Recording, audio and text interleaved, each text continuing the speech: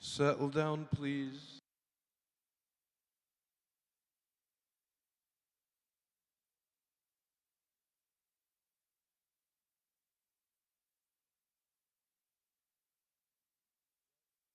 Good morning, Congress. Congress, can we take our seats, please? Can I call Congress to order? Thank you. My name is Lillian Mason, I'm the Vice President, and it is my privilege and pleasure to welcome all delegates this morning to the 127th Congress. And again, my pleasure to introduce your President, Mike Arnott, who will chair Congress. Mike. Thank you.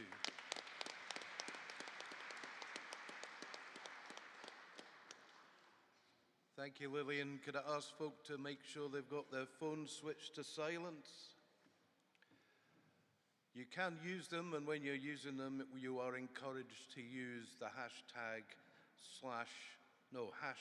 #STUC24 when you're doing all this social media stuff. Daily Congress sessions are being recorded and will be available at the end of each day on the STUC YouTube channel. Delegates can also follow the live decisions of Congress on the new STUC website. Visit the Congress 2024 page on the new STUC website and follow the links. Delegates, please note that we have allocated dressing room 3 as a prayer room. Please ask the stewards or a member of the STUC staff for directions if required. It now gives me an immense amount of pleasure to welcome and invite Councillor Bill Campbell, Lord Provost of Dundee City Council, to give the civic welcome. Bill.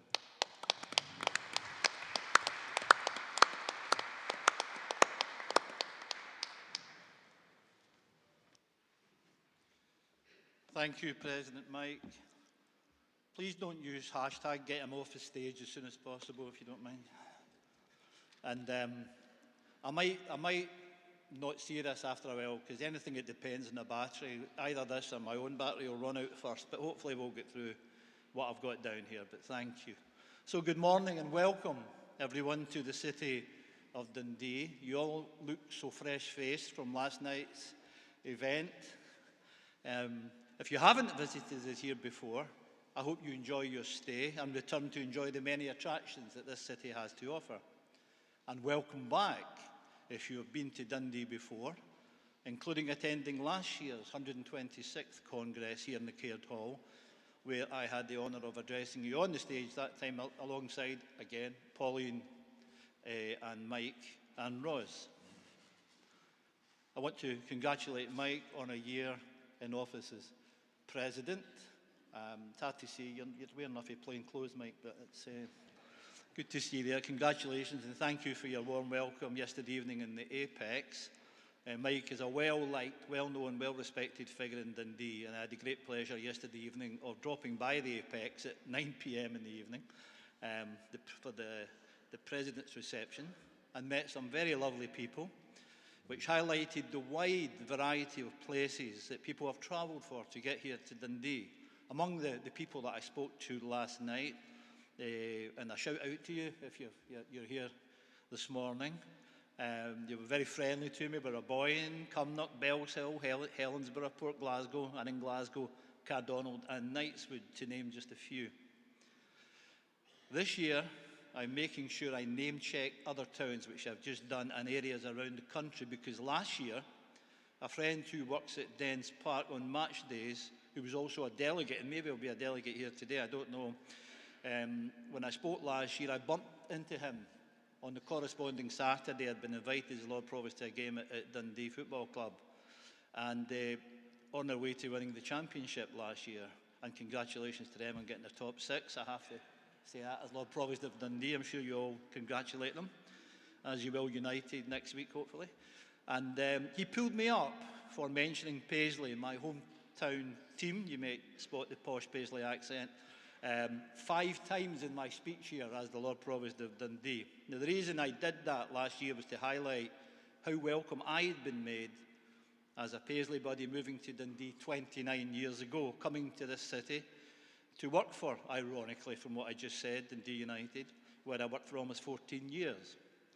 Never in my, I heard the boo there, I'm sure I didn't. Never in my thoughts would I have dreamt of having the honour of being the Lord Provost of this wonderful city when I moved here in 1996, but it demonstrates the amazing warmth, generosity and welcoming nature of Dundonians.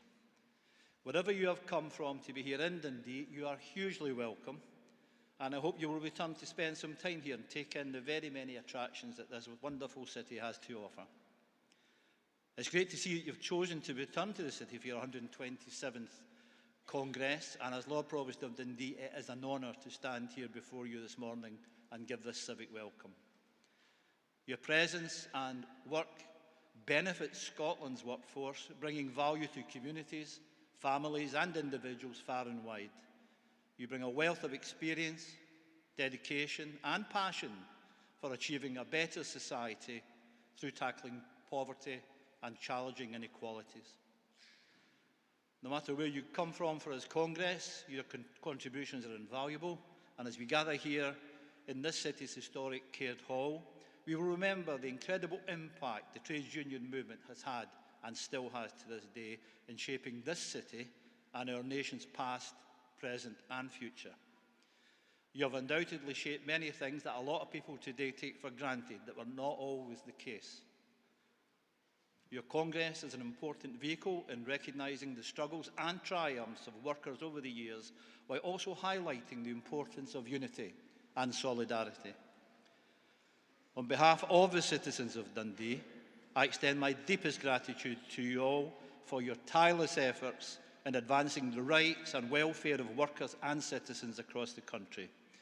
Your commitment to justice, fairness and equality is an inspiration to us all, and I hope your Congress is a forum for a meaningful dialogue, deep thought and further solidarity for a brighter, more equitable future for everyone. Thank you very much. Have a good Congress.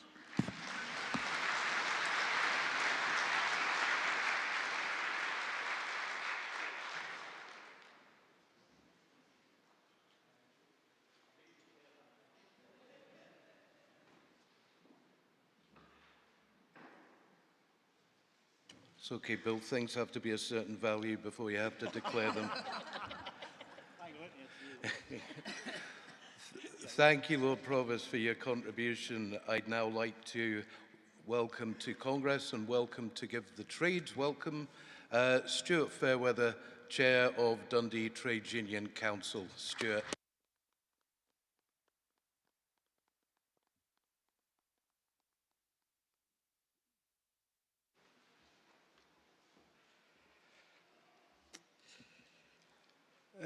President, I like saying that. President, Provost, Congress, welcome to Dundee, welcome to sunny Dundee.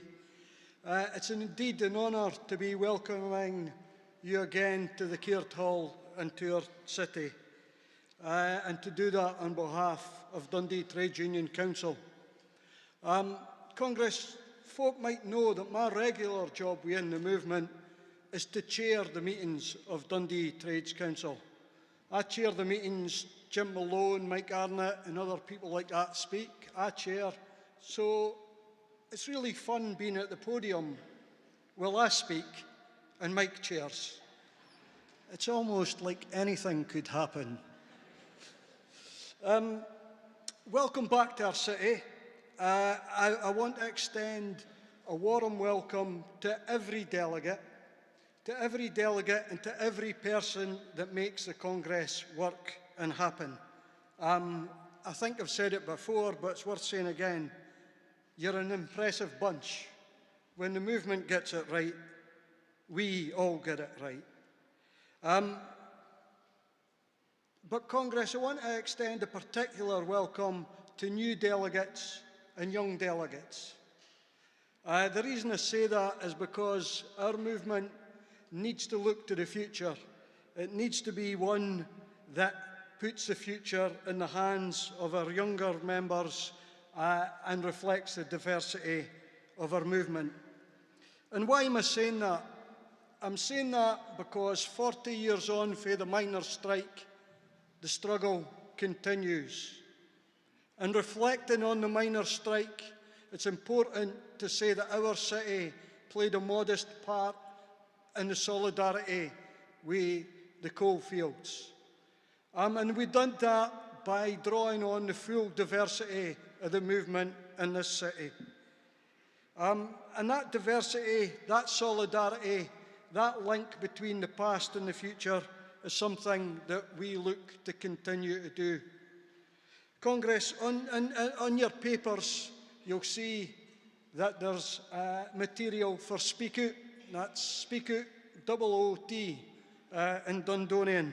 The papers sit alongside an invite to the Women's Trail in the city. Speak Out is a 16-day, who agreed that at the Trades Council? A 16-day festival of trade unionism in the city. We take the best of what gets discussed in this hall, we take the best of what you do day and daily, and we connect it with the communities of this city. So friends, when we started Speak Out a couple of days ago, we started with an invite to the Shrewsbury pickets to show solidarity with our comrades that have had a long, long fight. And it's a pleasure to know that Terry Renshaw and Eileen Turnbull are in the hall with us today.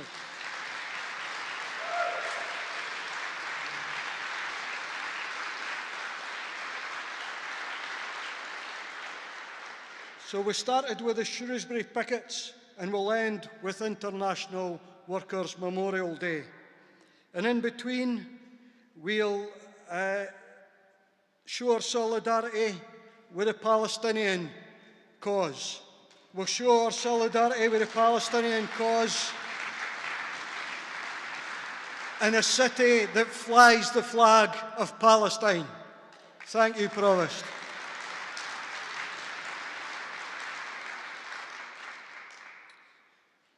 We'll show solidarity by Dundee Contemporary Arts on Wednesday and get your tickets. There's still time to get your tickets for a showing of Pride, the movie that shows the intersectional nature of our movement and its connection with industrial struggle.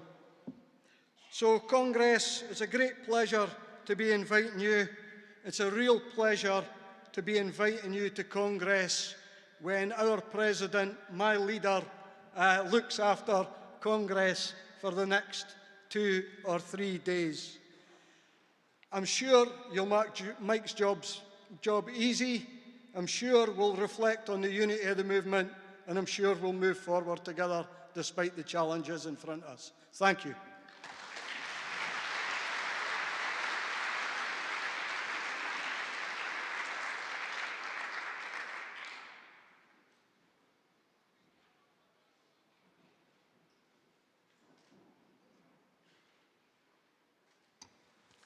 Congress, could I invite Mike Arnott, President of Congress 2024, to give his address. Mike.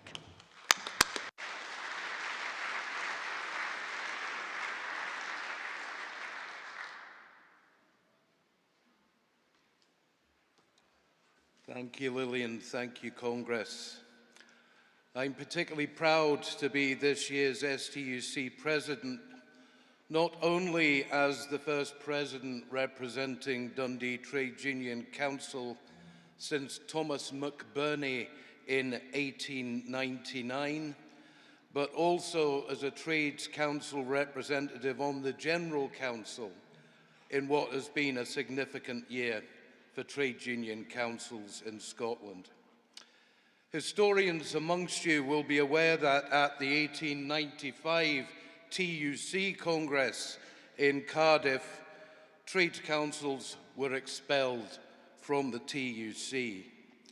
At the end of that year, Dundee and 10 other Scottish trades councils met in what is now the Malmaison Hotel in Dundee as part of a campaign to get that decision reversed. That didn't take place, and as we know, the strategy was unsuccessful. And in 1897, though, as a direct result, the Scottish Trade Union Congress was born, with Margaret Irwin from Broughty Ferry as our first secretary. Trade union councils remain at the heart of our organisation today.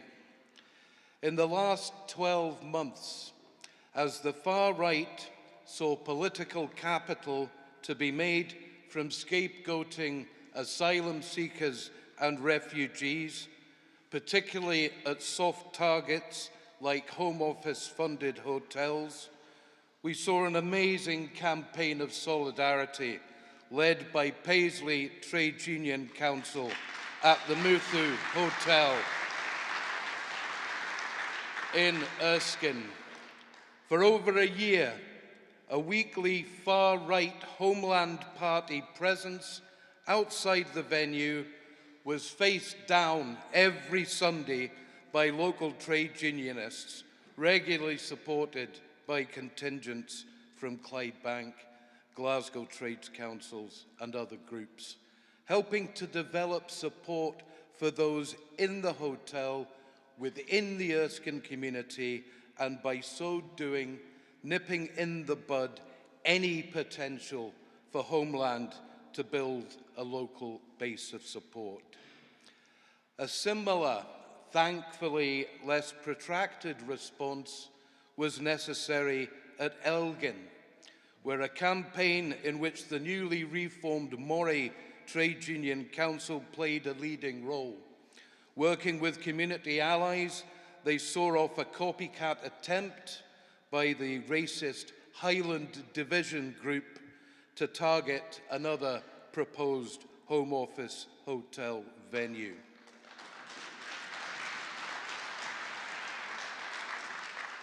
Less heralded due to the merciful absence of fascist attention has been sterling solidarity work undertaken by Dumfries and Galloway Trade Union Council to support refugees in similar circumstances near Dumfries. I salute these trades councils and the activists involved.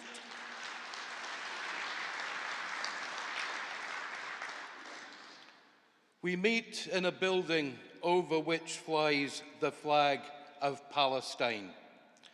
It marks the decision taken 44 years ago to twin Dundee with the Palestinian city of Nablus, the first such twinning anywhere in the world. In December 1980, as a teenage student, I saw the mayor of Nablus, the late Bazem Shakar, come to Dundee to seal the twinning.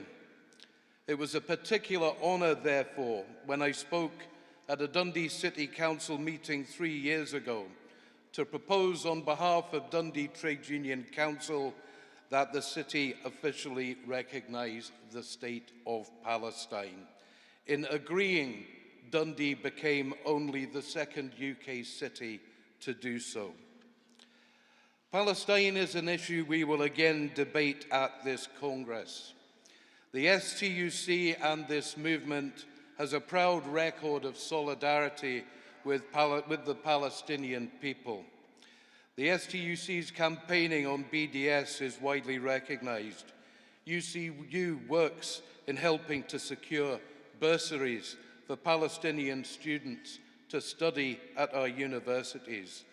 There are many examples, but having just a few weeks ago seen off another fire engine from Dundee on its way to Palestine, I must salute the solidarity work of the FBU and of my colleague Jim Malone.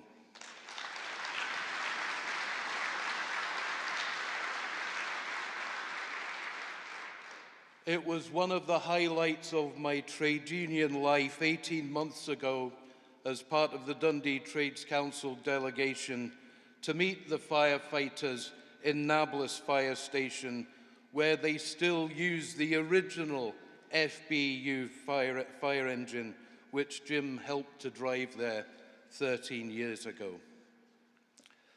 That first fire engine was waved off from the city square outside, and the square and this hall have witnessed many landmark events in this city's and our movement's history.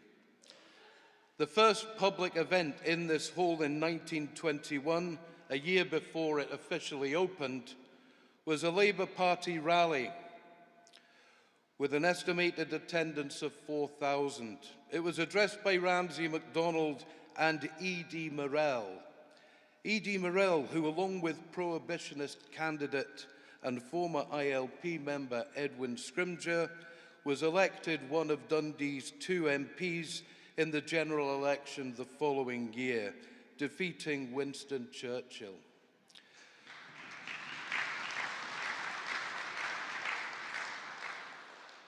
Churchill's campaigns since his election here in 1908 had been dogged by local opponents to his policies, notably on women's suffrage and on Ireland, and by a Dundee group of workers whose name has gone down in history, the hecklers.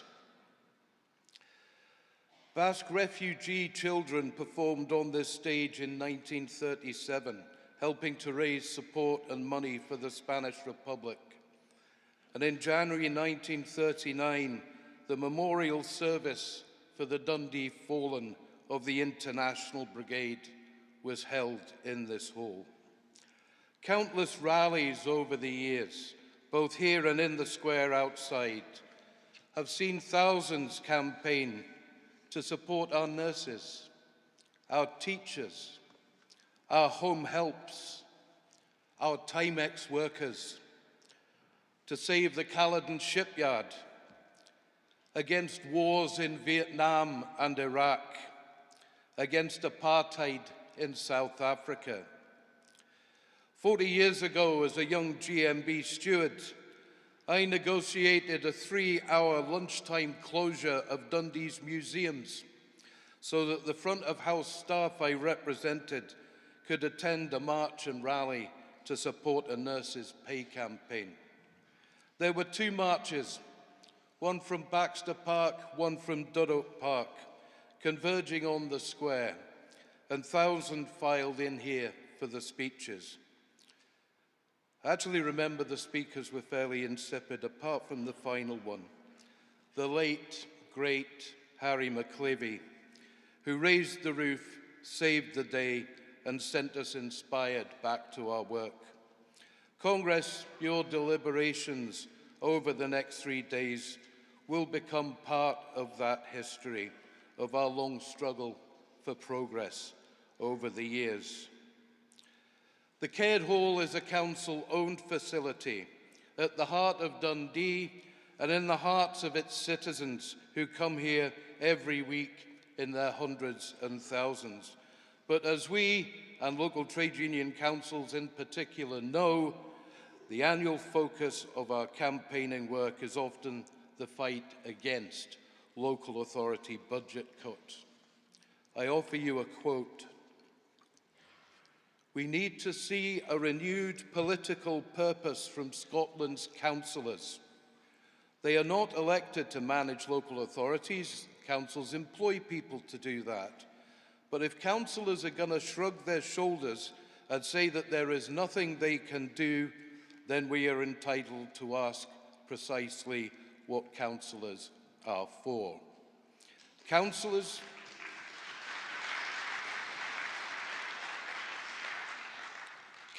should not be passive administrators of a cuts package determined elsewhere, but champions of their areas, their authorities, and the services their populations rely on.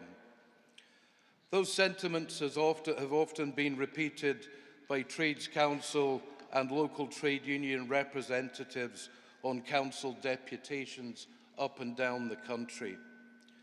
The quote was actually from Mike Kirby's STUC President's Address in 2012. What has changed over those 12 years? Something is amiss in our democratic system. We also see it in a more dangerous form from Westminster, where the broader movement of which we are a part has been portrayed as the enemy within. We've heard that before, 40 years ago, and we will possibly hear it again. We reject it. We will continue to campaign, to protest, and to march in support of the people we represent and in support of people around the world who cry out for justice. Whose streets? Whose streets? Good. We will never let them forget it or bow down to their attempt to prevent us from doing what we have always done throughout our history. We are proud of our history, but that will never mean being complacent. In recent years, we have taken heed of warnings by our sisters in the movement, and we must continue to do so. When it comes to equality, unions must walk the walk as well as talking the talk.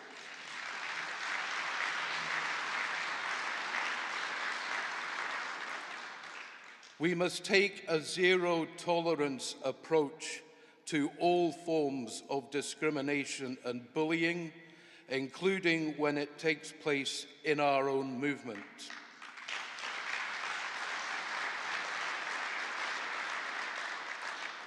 If we do not, we risk being complicit in a stain upon our movement which will undermine every value which we have ever claimed to hold dear.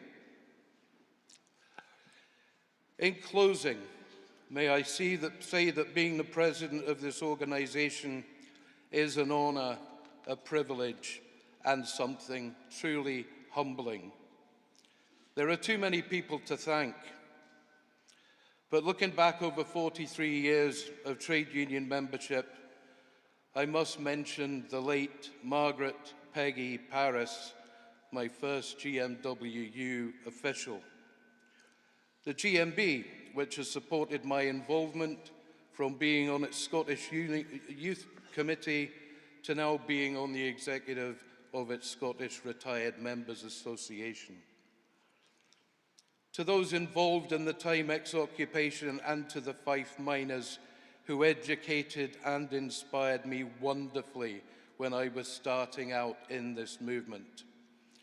To Stuart Fairweather, with whom I served as chair to his secretary and Dundee YCL, and now 40 years later as secretary to his chair and Dundee TUC.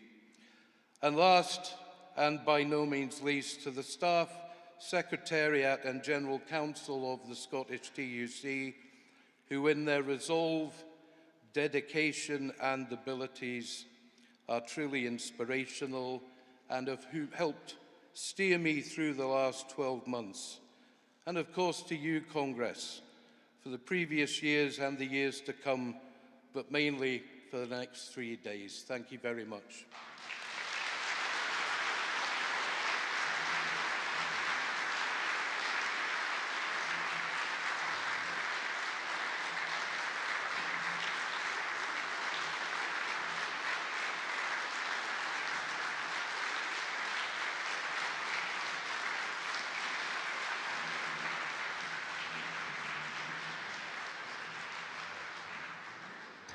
Thank you very much, Mike. Hugely inspirational for all in the hall, and thank you for all of the work that you've done over those years. And moreover, we all wish you a fantastic 3 days, and I'm sure delegates in this room will make your job very easy over the next 3 days. Congress, could I call on Pauline Rourke, Communication Workers Union, to move the vote of thanks?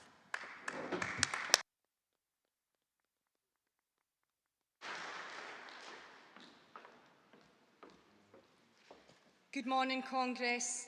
It's an absolute privilege for me today, having been asked by Mike to move his vote of thanks, having worked closely beside Mike on the General Council, particularly the last few years, and I do know how proud he is in holding this position. I've known Mike for many years, both in his Trades Council role and since, being elected onto the General Council 12 years ago. Historically, you would find us sitting around the table at Woodlands Road, along with Jake Malloy, RMT, Sharon Sweeney, UCU, Jenny Douglas from Unite LGBT+ Committee, and fair to say the Dundee movement had a strong and effective voice, and so that continues. And as many of you may know, while Mike was born in Hunstanton, Norfolk, and extremely proud of his heritage and home, it is this city he calls home. Having lived here since the age of 18 when he arrived as a student with family links, and Mike has become quite rightly a much loved and respected adopted son.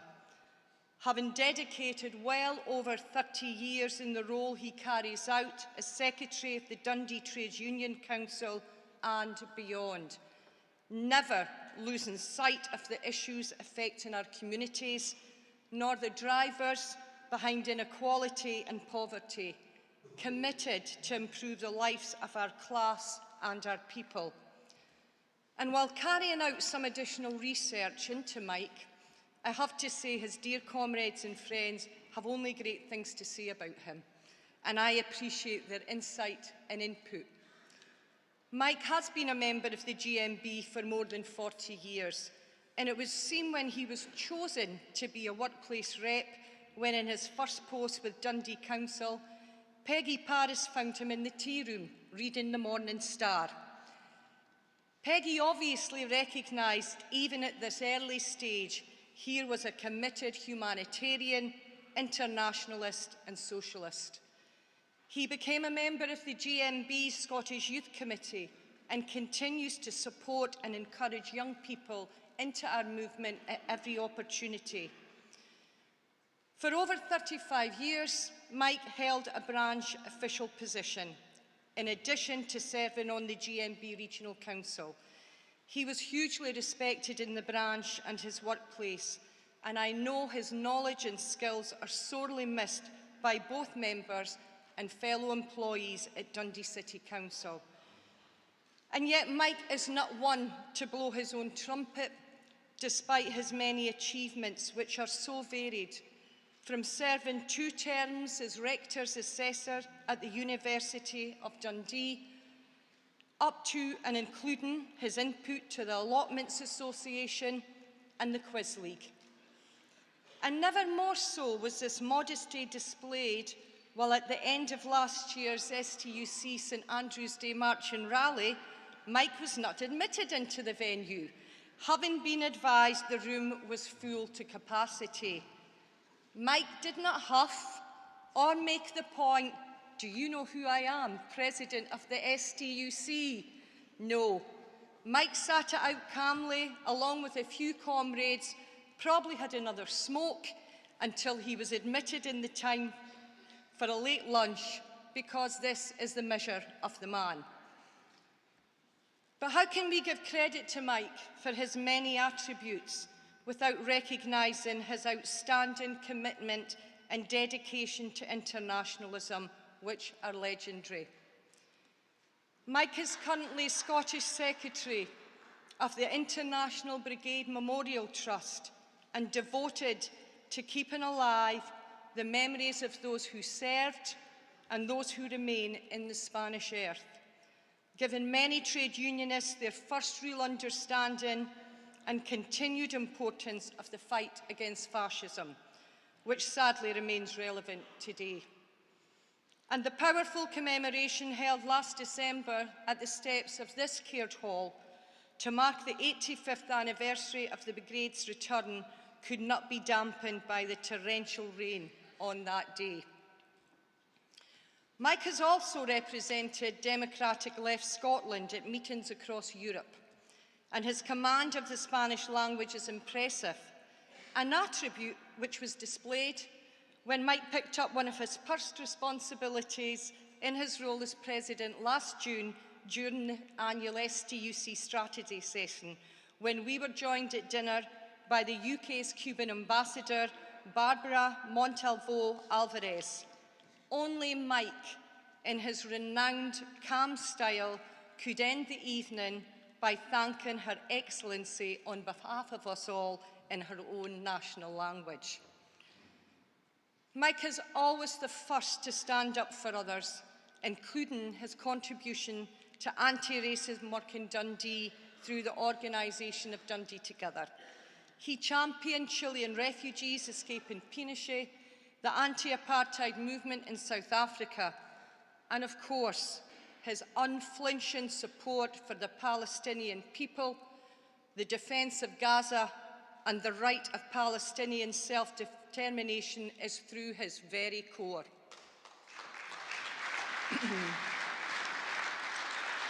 As Secretary of Dundee Trades Union Council, Mike has supported the Nablus Twinning Association and its initiatives in Nablus, and was instrumental in supporting the FBU's project over what has been this past 15 years.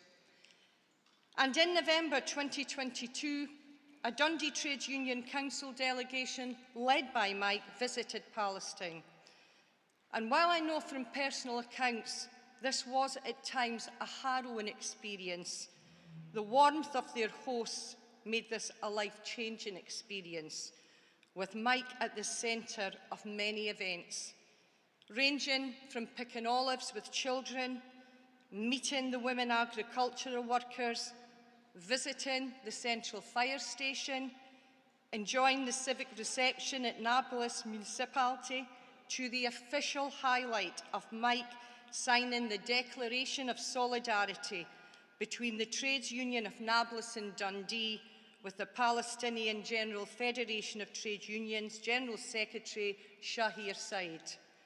This was described as a momentous day. And yet Jim Lone, who's here today on behalf of the DTUC, was part of the delegation, and he shared, in addition to the powerful and challenging moments, happy memories of sitting around in the evenings alongside Mike, Denise Christie, Mary McGregor and others, sharing tales and singing our socialist anthems.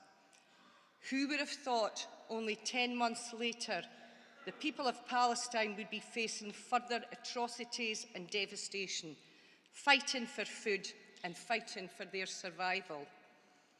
And it is fitting Mike remains central to our special international session, Crisis in Gaza, tomorrow afternoon.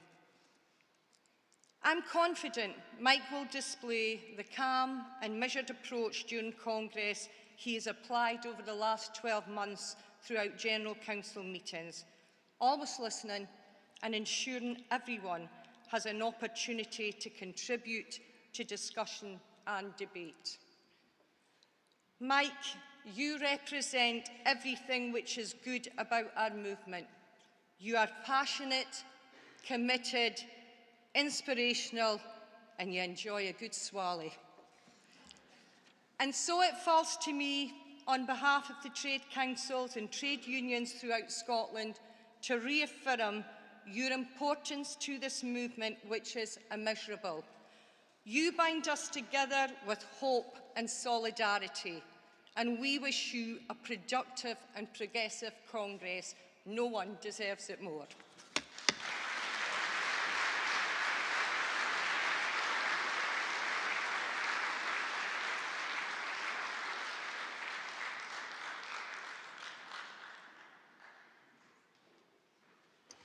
Thank you, Pauline.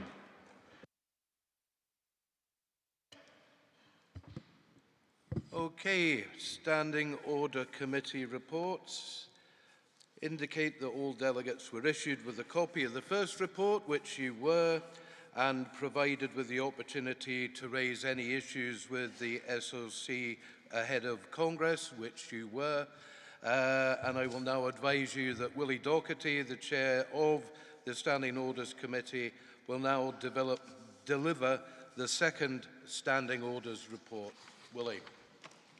Thank you, Mike. Sorry to say that, unlike the previous four speakers, I'm not from Dundee.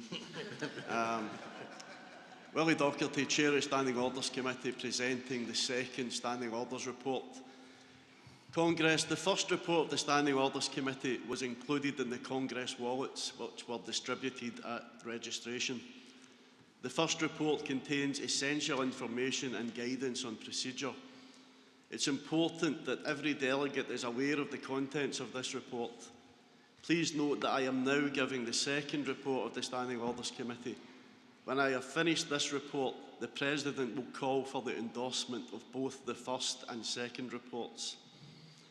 I would particularly draw your attention to the updated order of business, which was given out in delegate packs. It's important that this order of business is now used, as it contains some changes to that which was previously issued. Please note the following changes to the order of business. The amendment to Motion 25, Municipal Bus Ownership, has now been accepted. Similarly, the amendment to Motion 32, Poverty in Education, has now been accepted. The amendment to Motion 55, Funding to address rack panelling in Scotland's public buildings, has been withdrawn. Amended Motion 1183, Osalan, was issued to delegation leaders on Friday, the 12th of April, and copies have been issued to delegates this morning. Delegates will already have received a copy of the composites and amended motions booklet. I would ask delegates to note that Motion 41, Pharmacists' Access to Patient Records, will not be taken today and will be rescheduled. A further Standing Orders report will confirm timings for this. A redrafted Composite H, Social Care, was issued to delegation leaders on Friday, the 12th of April. Copies have been issued to delegates this morning. Composite S is not yet agreed. All other composites have been agreed by the organisations involved. Can I ask that all organisations involved in the debate on Palestine meet with the Standing Orders Committee in Committee Room 1 at 2:45 p.m. today?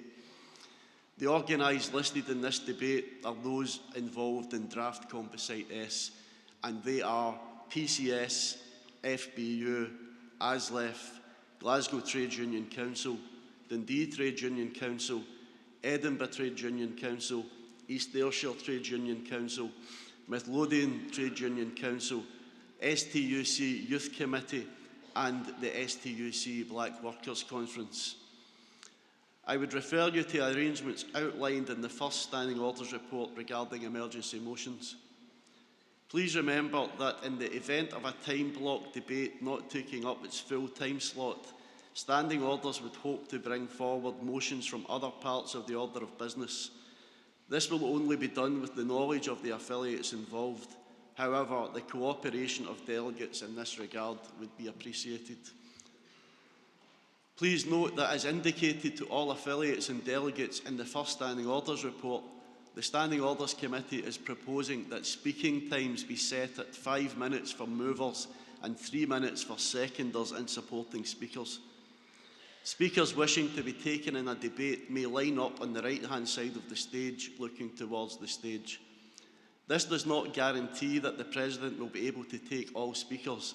If speakers are ready to come to the podium as soon as they are called, Congress this year, we have a particularly full agenda with 119 motions submitted. Business will be speeded up significantly if speakers make their way to the front in good time to be called. Please note, to avoid an unhelpful build-up of paperwork and seats in the hall, tellers have been instructed to only distribute papers to delegates who are in their seats at the time of distribution. Those who do not have any relevant papers may collect them at the STUC information desk, which is situated in the foyer. As with previous years, only materials which have been approved by the Standing Orders Committee may be distributed within the hall. Please note that the hall will be cleared of all materials at the end of each day's proceedings. Delegates and visitors will note that there is a range of exhibitions located in the Marriott Hall and corridors.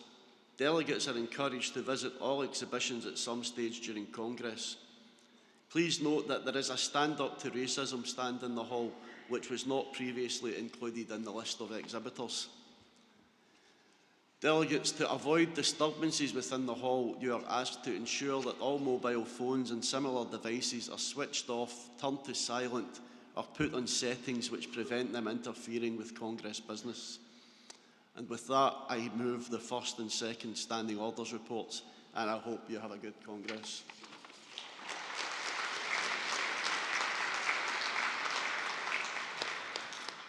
Thanks, Willie, and thanks to you and your committee for the work that's been done by yourselves in the lead up to this Congress.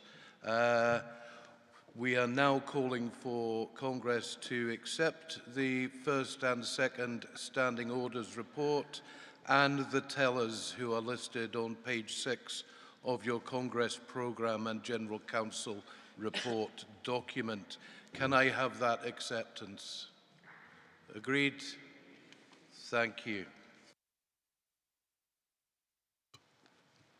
We now move to the obituary section. There is an obituary list of colleagues who have died since the last Congress, including 3 previous presidents of the STUC. I would now ask you to mark a minute's silence.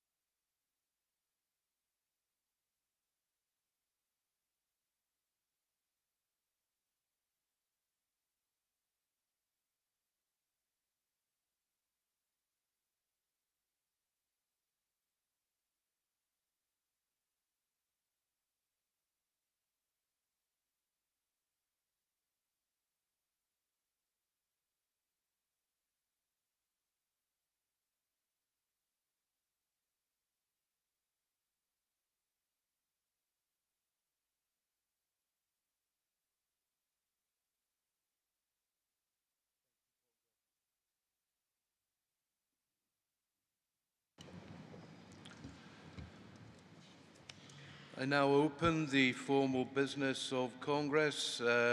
We'll be starting with section 5 of the agenda, public services, and the first on the agenda is Composite H, covering motions 37 and 39 on social care, and I will invite Unison to move the composite.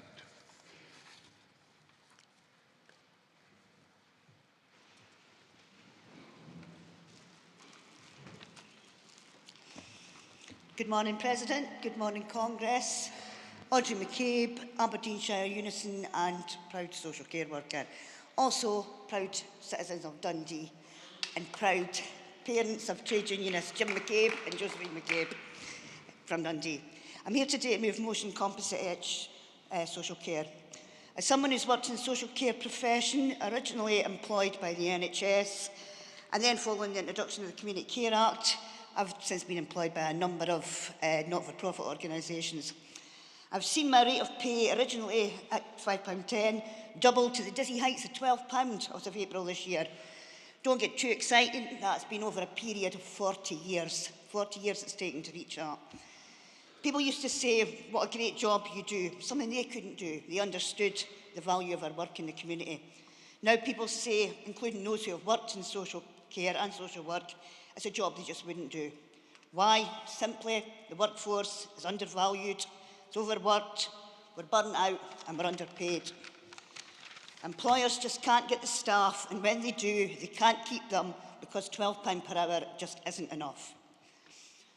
It isn't just a matter of better wages, but anyone that says that doesn't say pay needs to go up isn't sitting on the poverty pay levels that we are. What we need is sectoral bargaining across the care sector.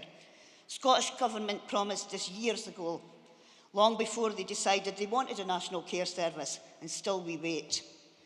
There have been talks, more talks, and the talking continues. But still, Scottish Government are yet to commit and move this forward. The National Care Service Bill is a shambles.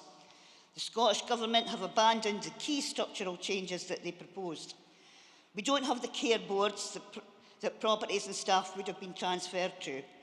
There won't be a set of ministerial appointed quangos that are legally responsible for social care, social work and community health. But as to what will happen next, the Scottish Government couldn't even tell Parliament. A few weeks ago, MSPs were told, vote now, details later. How can this be a sensible way to do anything? Far less tackle the problems in the care system. We don't have the details, but we do know that they aren't proposing a national care service that is anything like an NHS. Care will still be provided in the marketplace from a range of contractors, including private profit-making companies, where money will continue to go into shareholders' pockets and not into the vital services and the pockets of the underpaid workforce. This won't match our vision for a national care service. The vision Unison commissioned through the APSES report, a copy of which I have here, if anybody's interested. Neither will it be what anyone else expects a national care service to be.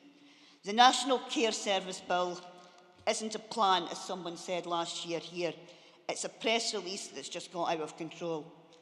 The Scottish Government are trying to legislate first and design later. It isn't working. They said they should start again. We said, sorry, they should start again. Getting it right matters more than getting it fast, especially as the composite makes clear there are plenty of other things they can be doing that needs legislation, like raising wages, giving us sectoral bargaining, effective voice in the workplace. Then and only then can we work towards a real national care service, one based on public delivery rather than relying on the market. Scottish Congress, care isn't on its knees. If the money spent to date on this national care service had been put into care, it's likely we could have been in the enviable position of being on our knees. However, we're in free fall. And falling fast. The National Care Service, as it presently stands, won't save us. It's effectively a parachute full of holes. So let's give the people, the communities and the workforce of Scotland the real National Care Service it deserves. Congress, I move the motion.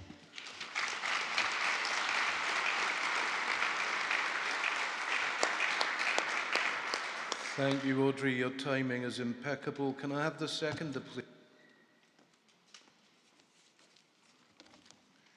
Morning, Chair. Congress, Irene Trench, seconding Coppice H. What does the current care service mean to local government? In the National Care Service Bill, it was introduced in Scottish Government in June 2022 with the intention to reform how social care, work and community health services are delivered in Scotland. With the intentions of reforming how social care work and community health care work, significantly referring to public services since the creation of the NHS. The bill proposed transferring reasonable responsibility for care, social work and some community health functions, including staff and assets, such as buildings and equipment, from local councils to care boards. They subsequently done a U-turn on this. Despite the engagement of trade unions, the Scottish Government National Care Service Bill and social care continue to be overworked, underpaid and undervalued. The increase of £12 an hour for social carer of April 24 was implemented. Out with any collective bargaining structures without meaningful engagement and trade unions with the trade unions, and this increase has been undermined by the inflation. It does not tackle recruitment, retention, and does not value our workers. We all know that this sector is in crisis. This is a disappointing lack of progress establishing social bargaining structures in social care, which would have allowed trade unions to bargain for our members' wages, sick pay, terms and conditions, etc. Congress note that the lack of detail in the key matters such as trade union representation and enforcement in the national care sector has caused some concern. If integrated joint boards are to play a role in care provision, they require dramatic reform and oversight. The government needs to increase the social care minimum wage to £15 an hour. Commit to clear timelines implemented in social bargaining and social care, which includes third sectors. Reform from the integration boards, the joint boards to improve dramatic accountability and the powers of the National Care Service to robustly enforce standards in care. Our members need to be valued, their jobs need to be protected and their livelihoods secure. COSLA provided a written response to the National Care Service consultation in November 21, outlining major concerns. The NCS bill is not shot through with the problems attacked by the select committees and attacked by COSLA, trade unions and employers. Excuse me. And employers. What we need is a care service without profit, for care workers. They need dignity and respect, compassion, and to be included in negotiations, responsive care and support of well-being. Our care service is the best in the world, so let's fight for it. I second. Thank you, Delegate. Could subsequent speakers, and this is for everybody, if you're not moving or seconding the motion, when you come to the rostrum, could you please say whether you're supporting or opposing the motion? Thank you. Thank you, President Congress. Kate Ramsden from Aberdeen Trade Union Council. Support in Composite H, but adding to the words of caution you've heard already. First of all, let's not clap ourselves too much on the back that we've fought off the threat that care services will be taken out of local government and pretty well destroy councils. Certainly that's the new rhetoric coming from Marie Todd, the Minister in charge, and of course it's been pressure from our movement that's led to the change in tone. But we should remember, as Audrey said, that the Scottish Government proposed its so-called National Care Service Bill at stage 1 because the Minister says she'll no longer implement it as it stands. But she's not shown what the bill will actually look like. So the reality is that the bill remains as it always did, with all the aspects we campaigned against still there. For example, it still includes an option to remove social care from councils unless they tender to retain it. The Minister said she doesn't intend to do that anymore, that her intention to suck up responsibilities from councils to ministers no longer on the cards. Apparently, the Verity House Agreement is seen to that, with its commitment to the default position of powers remaining at local level. Well, tell that to councils struggling with a First Minister-imposed council tax freeze, fully funded, as one of my Unison colleagues has noted, in much the same way as the Titanic was unsinkable. The Minister has promised that the bill will look nothing like the one approved by the Government, but demands by the Health, Social Care and Sports Committee that she publish her amendments by the end of March have been, well, ignored. Instead, she's promised them by the end of June, when a hastily set up expert legal advisory group comprising all stakeholders has co-designed the amendments. Co-designed by an expert group of 61. If a camel's a horse designed by a committee, we can expect something like a Komodo dragon to come out of this. The papers that have gone to this advisory group are extremely worrying. They propose a national care board appointed rather than elected and accountable only to Scottish ministers. If not challenged, it will have huge control over the integrated joint boards that the Minister said she will leave in place. Its plan is to end the postcode lottery of social care, but mentions no additional funding and doesn't mention fair work. From what I can see, it's another layer of bureaucracy to keep control of IGBs in their unenviable task of providing care to our most vulnerable, with no additional resources, no plans to value staff better by applying fair work, and no plans to take profit out of care. It's entirely disingenuous and just another way to deprive councils of their role and to centralise control. We agree the NCS bill should be scrapped, because if it was to genuinely value and respect social care staff and recognise their essential role in a civilised society, it would pay more attention to what those who deliver essential services have to say. Please support this composite. Please monitor closely what the Scottish Government is doing. Thank you. Thanks, Kate. Next speaker.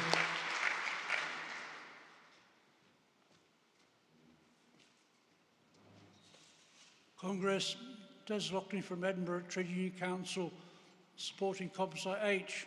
I just want to say a few words about the social care crisis as it currently affects Edinburgh.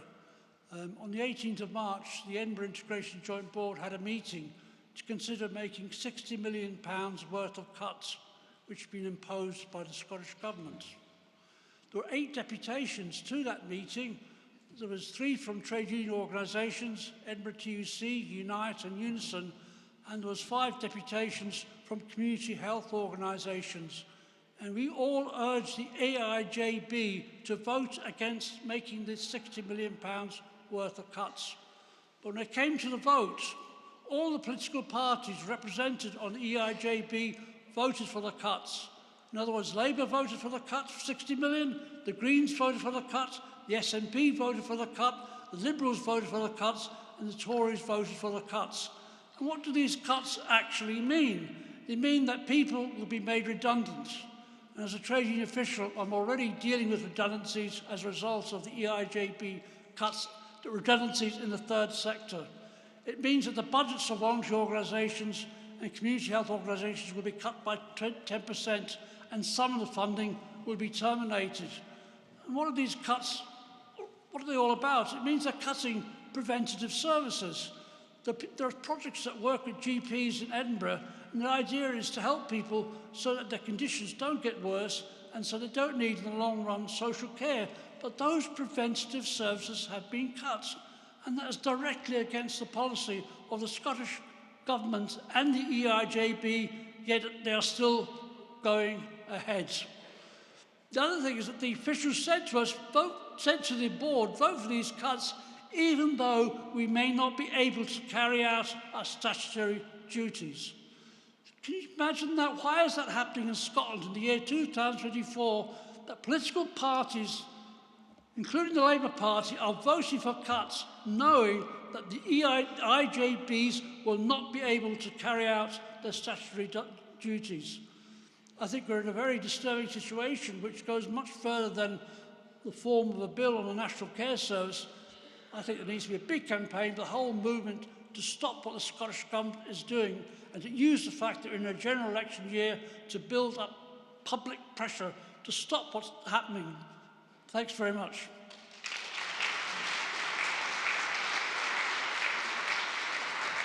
Thank you, Des. I see no other speakers. We'll move to the vote on Composite H. Can I see all those in favour? All those against? Any abstentions? No, thank you. That is clearly carried. Thank you. We now move on to motion 38, building a world-class care service, to be moved by GMB Scotland.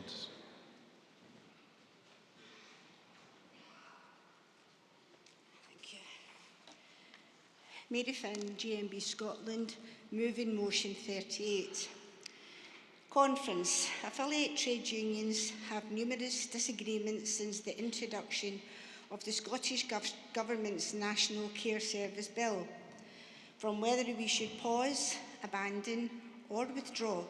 However, one thing we can all agree is that the bill, in its current form, provides little certainty to the social workforce or service users.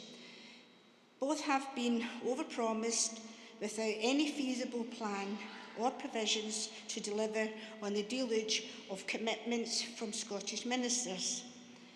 Despite the Scottish Government's pausing of the bill, it looks much the same as it did before.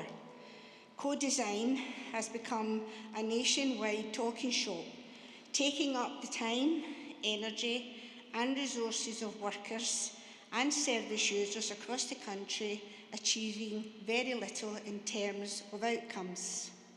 Social carers are predominantly women who are low paid. They work long hours to make ends meet between caring for their families. They have no time for talking shops. They deserve respect and honesty. And despite the length social carers have taken to tell ministers what their bill needs to look like, there are still no answers on who will be on the care board, what role trade unions will have in enforcing standards and whistleblowing, and the Fair Work accreditation of potential private sector providers has seemingly been entirely abandoned. One thing that has been agreed is a backroom sweetheart deal with COSLA, which has further enshrined power in the hands of the unelected, unaccountable IGBs, who have been responsible for procuring the private care services which have put hard-working social carers in the race to bottom-of-pay terms and conditions. But any national care service with a long-term vision, care is in crisis now, and it's carers who are paying the price, being expected to do more for less and often for poverty wages.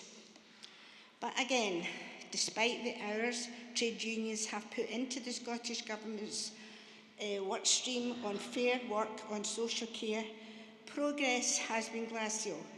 In fact, plans to introduce the section-wide sick pay policy were put on ice when the Scottish Government robbed the workforce of 37 million of fundings.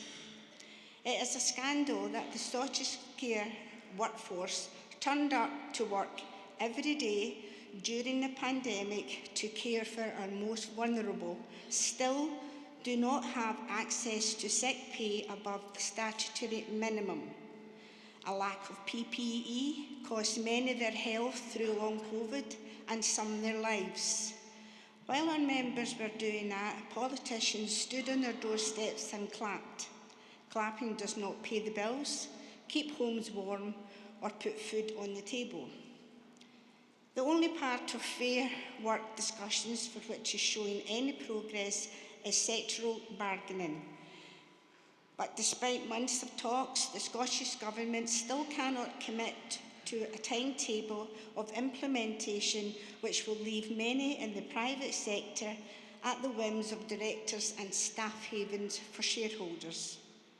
By far the greatest concern of social care workers across Scotland is pay.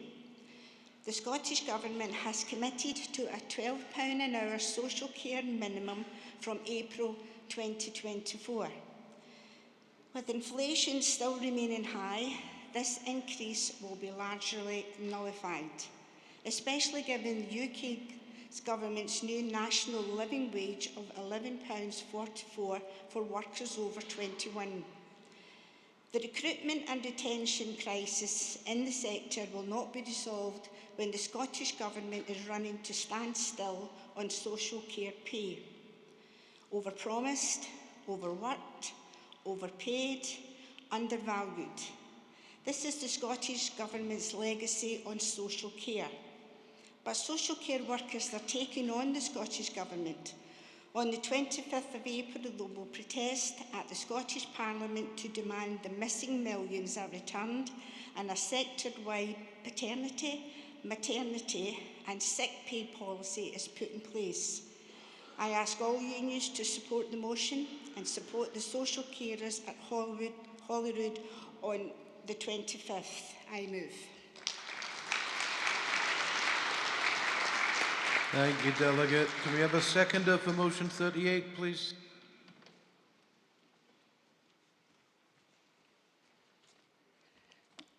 Linda Clark, and I'm with Unite the Union seconding motion 38.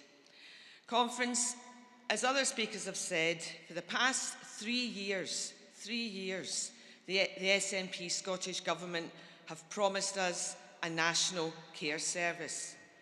But they've not even delivered even the bones of a national care service.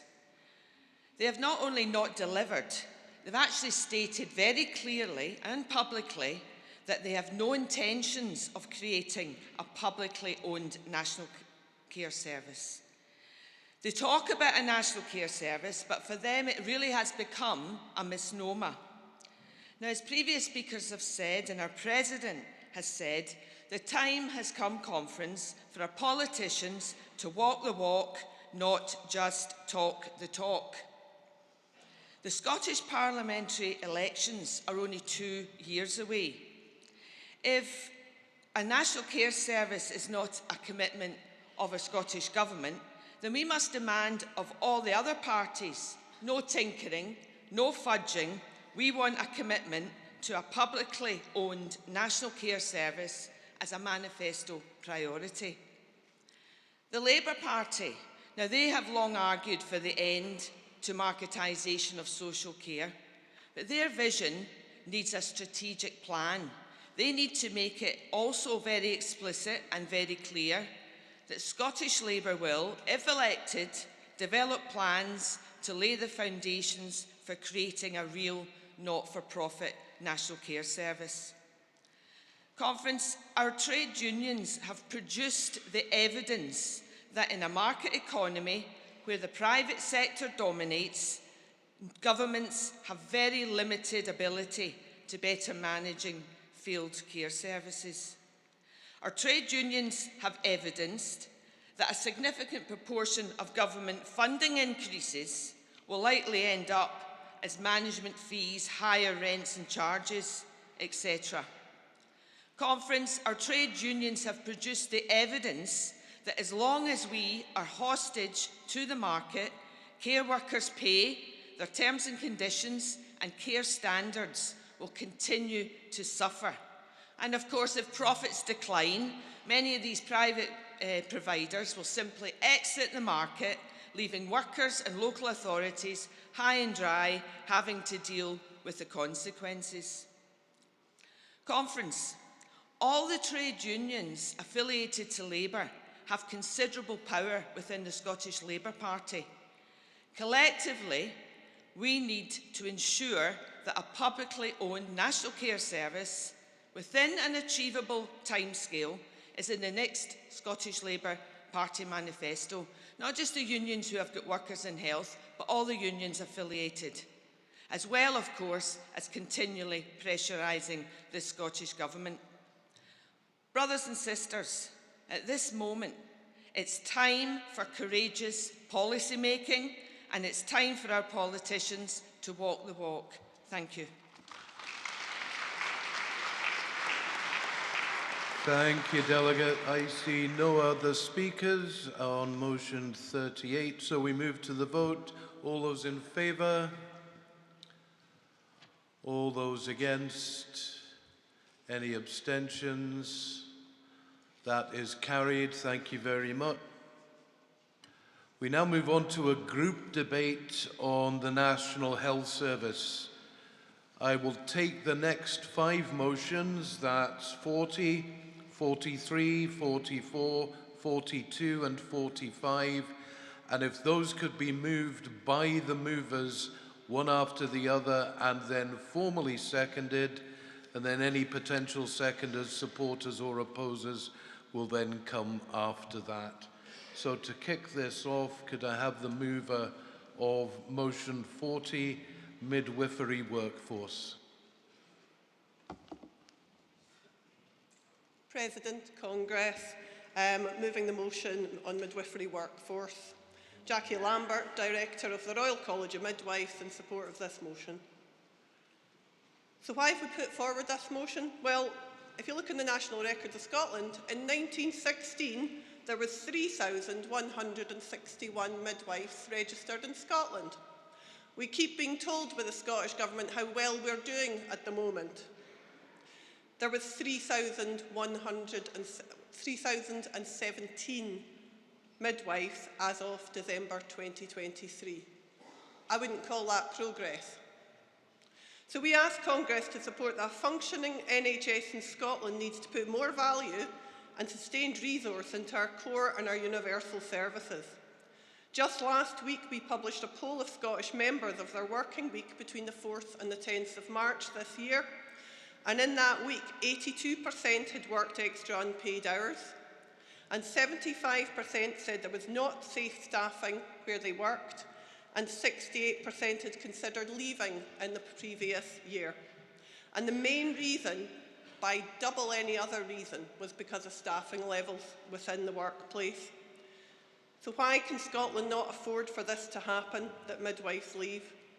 We ask that Congress notes the Health Foundation report, Leave No One Behind, clearly showed that Scotland's health is deteriorating and continues to have the lowest life expectancy in the UK. Poverty and austerity is impacting on our current and our future health of our communities, and that disadvantage is impacting on the health of our families, with a widening gap in birth weight and infant mortality and morbidity, and attainment of our children at 27 to 30 months. The evidence is clear that investment in pregnancy in the first 3 months of life has the greatest return of investment in improving child and future population health. Midwifery, as a universal service, is looked to worldwide as something to aspire to meet sustainable development goals. But only in the UK and in Scotland is it just seen as yesterday's news. We have the evidence base that has the ability to reduce and mitigate the adverse impact of inequalities if we have the time and the resource to bring the right care and access around every family. What we know is that short-termism is not producing outcomes for our families. Taking money every year, year on year, from the bottom line, so that every year the programme for government presents back a fraction of the money in non-recurring shiny packages that don't work, as the complex health needs and disadvantage of women increase, means that the increased workload shows that midwives are experiencing burnout, they're experiencing moral distress when they're not able to give the care that they want and know will make a difference. We know from repeated inquiries that the damaging impact on staff shortages in maternity and neonatal care have on the safety and quality of care, and on the detrimental effect it has on retaining our midwives in the workplace. So we call on the conference to join the RCM in campaigning for the implementation of the following recommendations: that our workforce planning needs to go beyond just counting clinical tasks, but be based on the evidence-based needs of our families and our children to ensure that staffing levels are safe and person-centred care can be truly delivered. That the Cabinet Secretary's Nursing and Midwifery Task Force makes tangible, adequately resourced changes to support the retention of staff, which includes access to flexible working, training and education, rewarded career progression and leadership development, and that prioritises the well-being of midwives. I move the motion.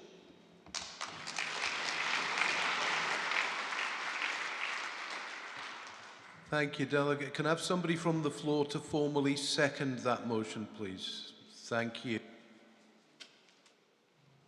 I now call on the mover of motion 43, NHS waiting list implications. President, Congress, Sarah Woolley, General Secretary of the Bakers Food and Allied Workers Union, moving motion 43. This motion strikes at the heart of our healthcare system and the well-being of every single member that we're all here representing, along with the millions of working people who aren't in our movement, and outlines the impact of over 14 years of austerity and cuts to our beloved NHS. We are calling for Congress to recognise the profound implications of the lengthy waiting lists within the NHS for surgeries essential to the livelihoods of workers. Surgeries for shoulders, hips, knees, hernias and other long-term injuries or illnesses directly linked to the demands of their jobs. It's a reality that many of our members find themselves in, as will many of yours, struggling to maintain the physical standards of the roles they once effortlessly upheld due to physical limitations. Waiting for referrals, consultations and corrective surgeries is a reality for us all. For many, this wait extends into many months, months spent battling pain, discomfort and the inability to work at their full capacity. And the knock-on effect is significant. We have a member, for example, who has been waiting over 8 months for a hernia operation, which has meant he has been on long-term sick leave, a grim reality for far too many people. During this extended time of waiting, many are forced to rely on statutory sick pay, which we know is a mere fraction of usual income, pushing them into then the harsh cycle of financial instability and poverty. On top of that, fighting for reasonable adjustments to be put into place at work in order to at least try and return to work in some way, or fighting against capability proceedings initiated by employers that are unwilling to wait any longer. This is not just a matter of health. It's a matter of dignity, fairness and justice for our hard-working members. No one should be left in pain and uncertainty whilst they wait for the care they desperately need. No one should be forced to endure financial hardship simply because their bodies have borne the brunt of their dedication to their jobs. We ask Congress to support this motion and call upon the Scottish Government to take decisive action to address and reduce these lengthy waiting lists within the NHS. It's time to prioritise the health and well-being of those who have dedicated their lives to keeping our society functioning, key workers through the pandemic. It's time to ensure that access to essential healthcare is not a luxury or down to a postcode lottery, but a fundamental right for all. Please support. Thank you, Delegate. Can I get that formally seconded from the floor, please? Thank you. I now call on the mover of motion 44, unpaid overtime and its impact on NHS staff. President Congress, Vicky Bennett, British Dietetic Association, moving motion 44, unpaid overtime and its impact on NHS staff. The NHS in Scotland employs around 156,000 full-time staff. NHS staff working over their contracted hours isn't anything new. However, they should not be propping up a failing NHS Scotland, who is already spending millions of pounds on overtime and bank and agency staff. The use of bank and agency staff is only half the problem, as unpaid overtime is expected of many staff and does cover up workforce shortages, because available statistics don't include unpaid overtime. Much of the unpaid overtime is ensuring essential paperwork is completed, as this is often neglected during the normal working day, as there is just not sufficient time. An NHS staff member's professional registration can be threatened if paperwork is not completed to a sufficient standard. The amount spent by NHS Scotland on unpaid overtime has risen by at least 57% over recent years, with an average of an additional 2 hours every week worked by each employee unpaid. The NHS is functioning to a large extent on the goodwill of its staff doing extra hours, but they should not be expected to do it for free. Working beyond their contracted hours, which goes largely unrecognised and unpaid, covers up deficiencies in the system, a sticking plaster, if you pardon the pun, and steals time from their family time and personal interests out with work. The time needed to rest and recover is compressed, which is essential to make sure staff are physically and mentally healthy to attend work. Chronic understaffing has left us with a system propped up by the goodwill of devoted and committed health workers who at their core are compassionate, caring individuals who will always put patient safety first by going that extra mile. They can't just leave because it's the end of their shift, especially if they're in the middle of a cardiac arrest or passing a feeding tube. That commitment to patient care is a huge asset, but it's no substitute for having enough staff to meet demand. These workers are now exhausted, burnt out and carrying an excessive workload, contributing to the exodus of staff from NHS Scotland. Outflow of staff is greater than inflow, and sickness absence rates are at an all-time high of 6.2%. NHS Scotland has a number of Once for Scotland policies supporting employees in their caring roles.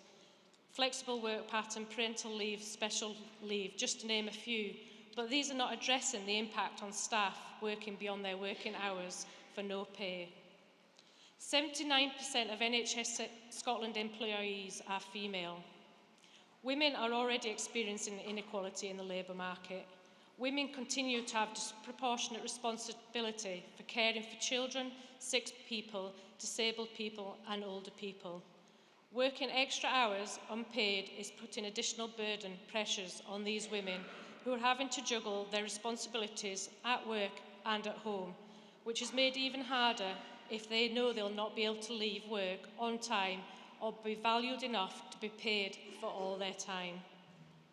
The Auditor General's review concluded that the Scottish Government needs to focus on staff retention as well as recruitment and urgently complete work on modelling demand and capacity in NHS Scotland to inform planning for future service delivery.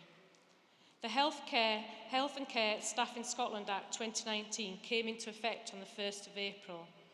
This legislation will not immediately address the staffing shortages in NHS Scotland and must also be accompanied by increased investment services to tackle vacancies, recruit and retain the workforce to ensure NHS Scotland can deliver the right care in the right place at the right time.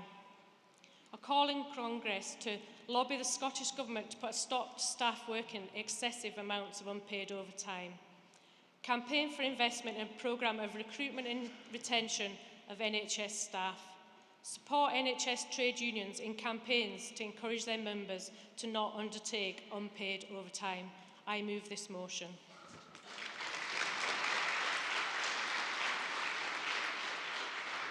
Thank you, Delegate. Somebody from the floor to formally second that motion, please. Thank you.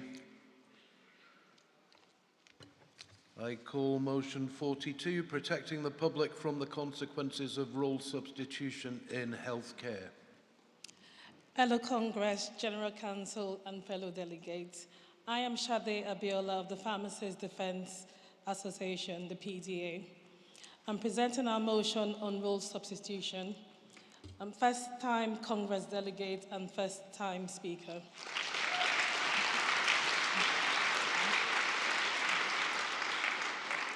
Our colleagues, pharmacy technicians, are a key part of pharmacists' professional teams.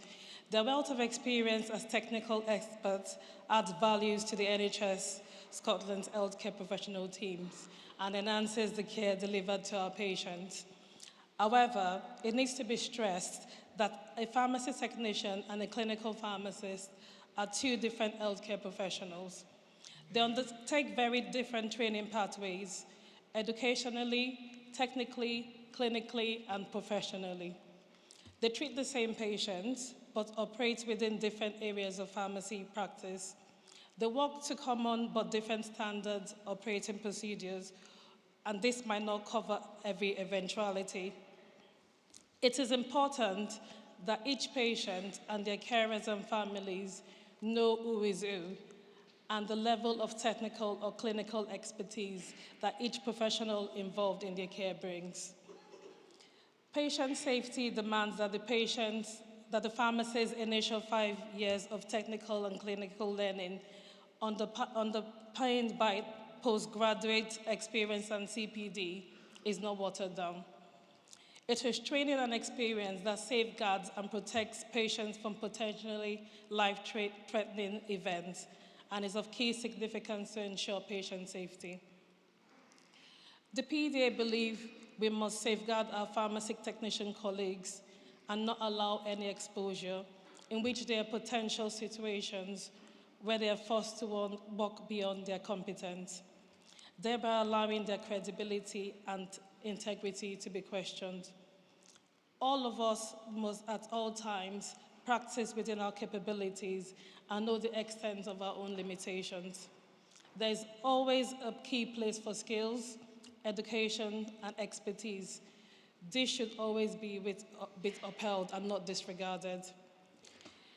It is because of this that pharmacists in common with other healthcare professionals are concerned about the impact of role substitution, which is being pushed on all of us in the pursuit of cost reduction, taking no regard for the different skills we bring to our teams.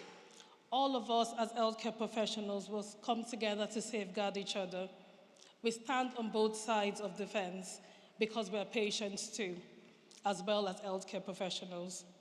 The PDA asks Congress to support our drive for a properly funded and managed NHS, in which all of us have the utmost confidence and assurance that it serves every single member of the society equally, the most vulnerable, the most unfortunate, and both the poorest and the richest. I urge Congress to support this motion.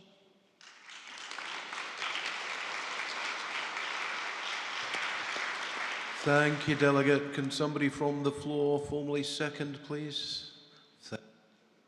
Thank you very much.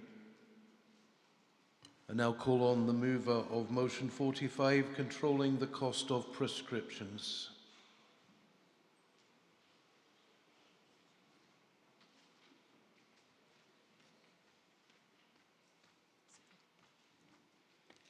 Good morning, President Congress.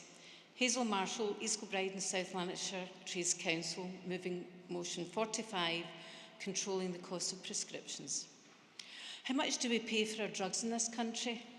Well, if we're talking about the same type of drugs, of course, the response should be nothing. The reality is, of course, we pay via our taxation, and the costs are incredible, and given pharmaceutical companies eye-watering profits.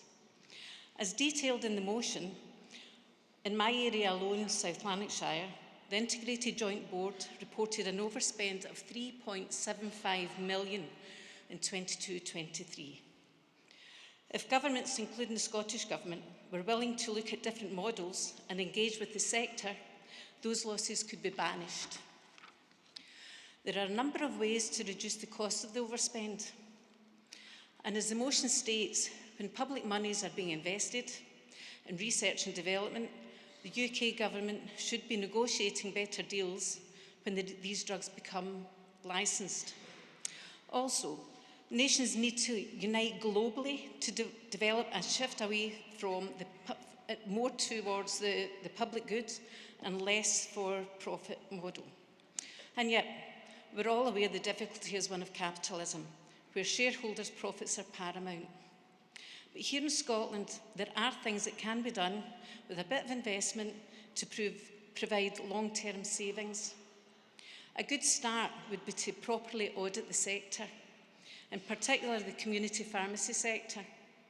This is a real Trojan horse, allowing private companies to deliver pharmacy services. They make huge profits, and the sector should be brought back into the National Health Service.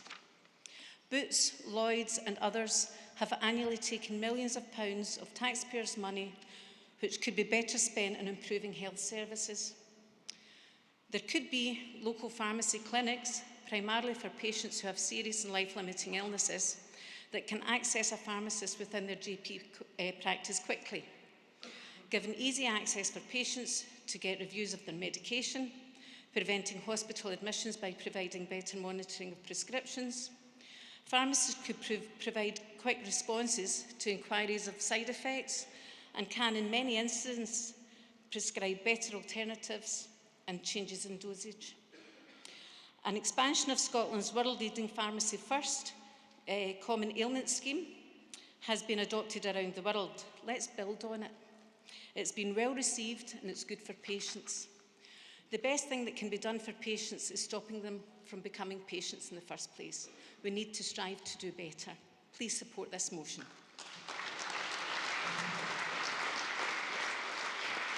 Thank you, Delegate. Can I have somebody to formally second that motion? Thank you very much. We now move on to the group debate on those 5 motions. Anybody coming up to speak in support or oppose, please tell us when you start your speak which motion you're speaking on and whether you're supporting or opposing. Thank you.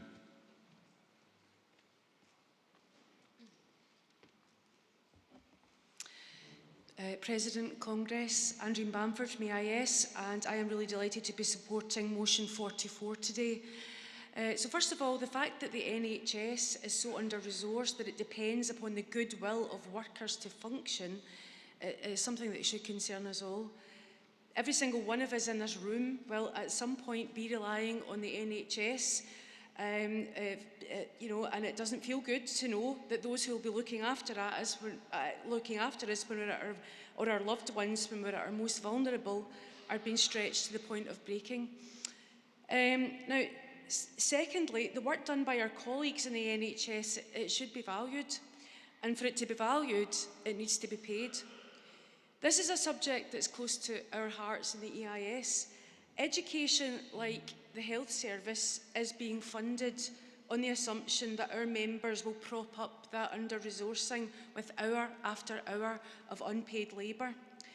Our surveys tell us that the majority of Scotland's teachers are doing the equivalent of 1 day extra per week of unpaid overtime just to keep on top of things.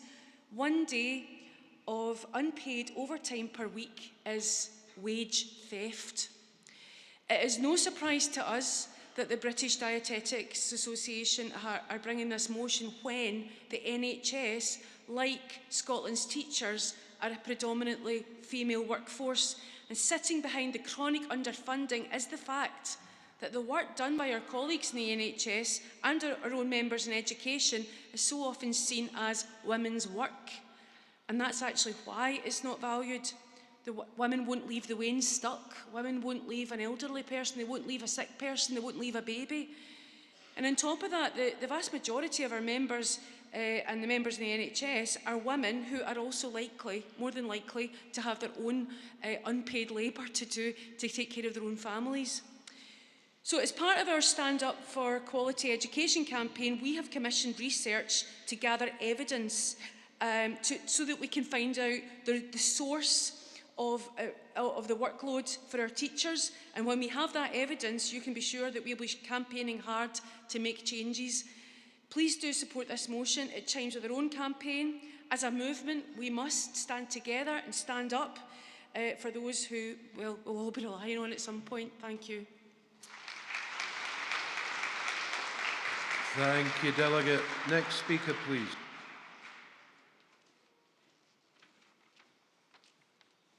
Mr President, members of Congress, I'm Maurice Hickey of the Pharmacists Defence Association and would like to support motion 45, control of prescription costs. And I'm speaking as a pharmacist because there are some quite simple fixes, I think, that we could use to reduce the drugs bill. One of them would be implementing the proposals of the Greenfield report, which none of you will have heard of. It was made in 1983 and it would allow us to generically substitute an identical version of a drug, identical presentations. It would mean the health service paying pence for drugs rather than pounds for drugs. Huge substitution, huge savings. It's how they do it in Australia. If the patient really wants the £40 version versus the 80 pence version, they can pay the difference, but the pharmacist has the right to supply the cheapest one. The report was made in 1983 and Mrs Thatcher's government buried it. It's somewhere in a deep vault, somewhere with Shergar and Lord Lucan in all likelihood. The government could also look at the profits the pharmacy owners are making. This is key. There's no real audit in the National Health Service. Profits in Scotland are so good that pharmacy operators like Rowlands, who are in England, are selling off their English pharmacies just so they can finance buying Scottish ones because they make so much more money. They get hundreds of millions of pounds in fees off the government, and they use 1% of that as a lobby to fund Community Pharmacy Scotland.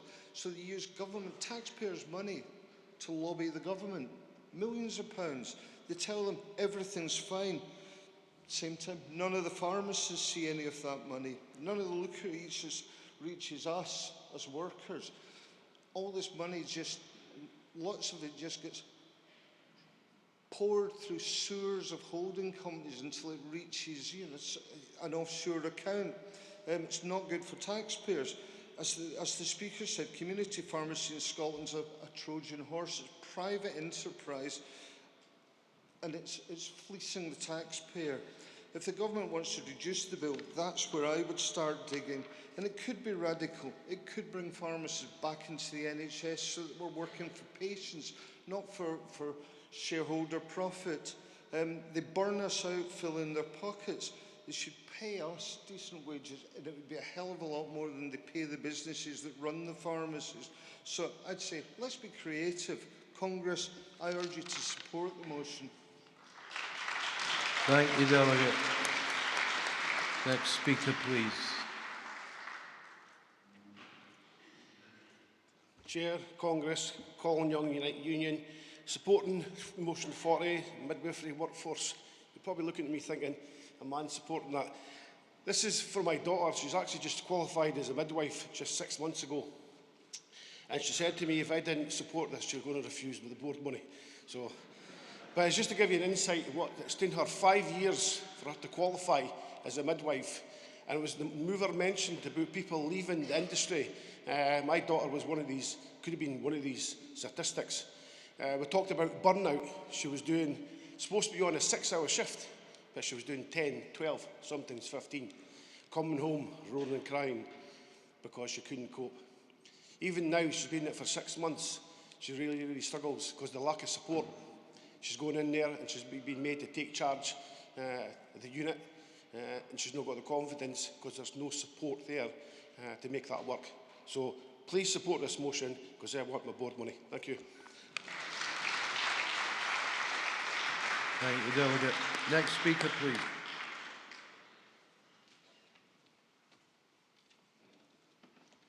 President, Congress. I'm Paul Donaldson, General Secretary of the HCSA, the Hospital Doctors Union. We support all these motions, but I particularly want to speak to motion 42. The HCSA members are hospital doctors who work side by side every day with incredibly skilled and talented healthcare professionals at every level. We are proud to support our colleagues in the Pharmacists Defence Association today who experience many of the same pressures as we do. We share their concerns about inappropriate substitution of healthcare workers and the potential for employer exploitation that arises in the grey areas. A recent and growing addition to the workforce